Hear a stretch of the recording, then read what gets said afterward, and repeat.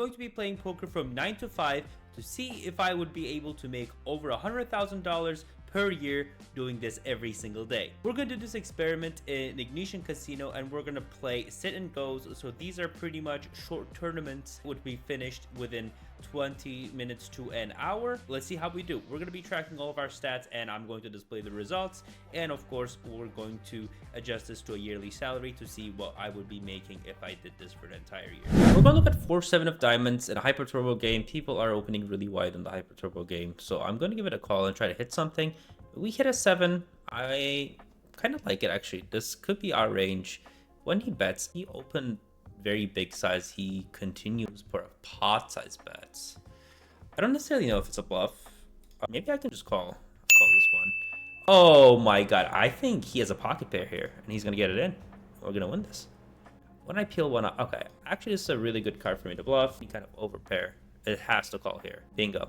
In the Hyper Turbo game, we open and we go to a flop with 2 hearts. We have a massive draw, 2 overs. This is a really good spot to try to get all the money in. When this happens, I want to size up. I actually want to put this guy all in here. I don't think there's no world I don't put him all in. And then I want to get this guy to fold, potentially stay heads up with him. If it's his first turn, he calls for his tournament live. And we're just going to go all in here. Nice hand. I think I have him locked up here with the nut flush. Going to be good. Beautiful aces here. Now, in a heads-up situation, we're supposed to play a lot of limps because we want to invite them in or give them incentive to bluff. And he goes all in, and we're going to snap it off here. 9s versus aces. No 9 one time. There we go. We take this win. Pocket fours. Money's probably going in here. If this guy doesn't rip it in, I most definitely will. Here he's a 5 big blinds. This is like, I want to steal the blinds. He would just go all, like, if he had a hand he wanted to put the money in, he would just go all in. He has probably like king jack off here, some hand of that nature. If he's light, and we're probably flipping. This is amazing read on our end. Me ripping over his raise. It was very obvious to me that he was trying to steal the blind. So it's like, all right, we're gonna go all in. Take the small stack out. This guy's supposed to fold. This guy's call. We want that guy to call. This guy's supposed to fold. Oh my god, we just bump into ace king like that. That is tough. 6-7 of hearts. And the big blind is good. We have an under the gun open. 2, 3 big blinds. This one, the button calls. And the small blind calls. I'm going to justify this call here. Hope we hit a good thing. Oh, 2 hearts. This is actually not bad. I'm not going to play a lot of raises here because I don't think I have much fold equity into this pot. When this guy donks, I like ace 10. Do I really want to get the money in here? Technically, a call here. I'm going to call it first. He has ace king. Okay, I just need to hit the flush. We just miss it. But I got a call there. Like ace king, he just flats the 4 big blind, rips a flop. It doesn't make sense though. We're going to look at the beautiful ace king from the button. We're going to have one player open to 2, one player 3-bet here. I could either go 4-bet or call, but because this guy clicked a bit, I'm going to go a small 4-bet to polarize. In online tournaments, you can go for a small 4-bet to polarize because ICM pressure is really high. If you don't know what ICM is, it's an event chip model. So every chip, it gets more valuable because they're limited. This player jams. If he calls, I don't know what I want to do, but if he folds, I'm inclined to call because this looks like anything that's not aces. We're blocking ace and kings. This player 3-bets. Oh, when he jams, could we be in a spot where we're against queens and jacks? I don't think this player in the 1 seat is ever jamming queens or jacks here. Is he? Is he ever jamming queens or jacks? One's got to be having ace or king, right? I'm going to give this a fold, but if they show up with queens and jacks, I'm going to be so mad. Ace king versus jacks. It's a good fold. We're the short stack again. We have queens.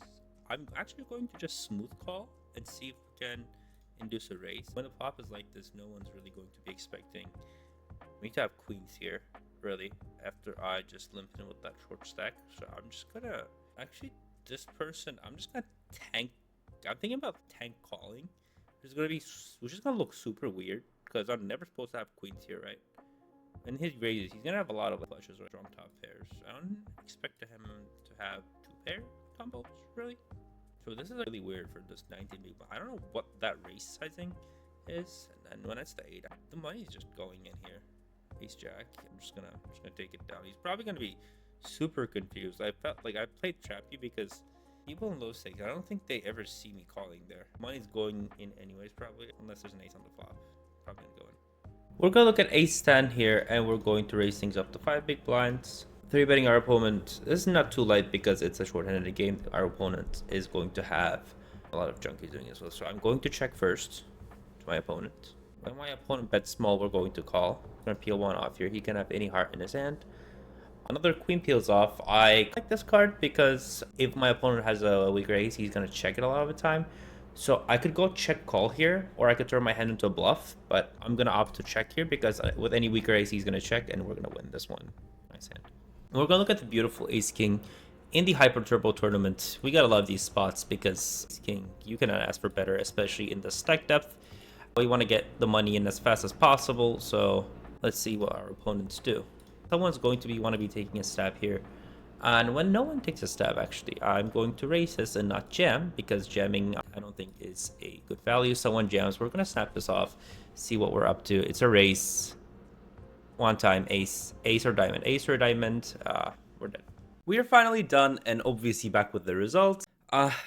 Things didn't go too well. I legitimately broke even, dead to the penny, maybe like 20-cent difference. But the only good thing that happened was I won a satellite. So I won this ticket that's worth $150, buying me into a 200K guaranteed event. Obviously, if I score good in that, I'm going to be putting up a video, but let's see how I run on that one. This was a good experience. It took 8 hours of my life, pretty much not making 100K a year.